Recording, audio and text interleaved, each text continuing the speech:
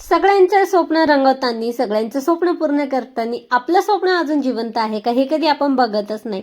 नमस्कार मंडळी, आज माझा दिवस 8वा हेल्दी हाऊसवाईफ रुटीन चॅलेंजचा.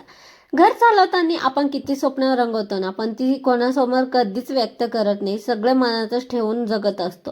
सगळ्यांची काळजी घेत घेत आपलं स्वतःचं ध्येय कुठेतरी मागे पडत चालतं. पण खरं सांगू का, हाऊसवाईफ असणं फक्त घर सांभाळणं नाही, तर ती एक मोठी शक्ती असते. ती एक मोठा आधार असतो घराचा.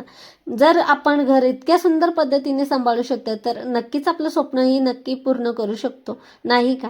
फक्त एक गोष्ट नक्की ठामपणाने मनाला सांगायची, आपलं ध्येय स्पष्ट ठरवायचं.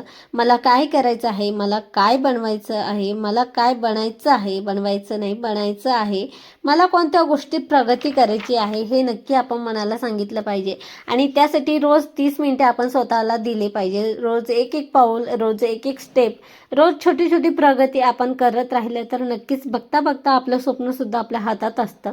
पण आपण एक गोष्ट लक्षात ठेवली पाहिजे, स्पष्ट ध्येय आणि ठोस योजनाच आपल्या हाऊसवाईफला यशाच्या शिखरावर नेऊन ठेवू शकते.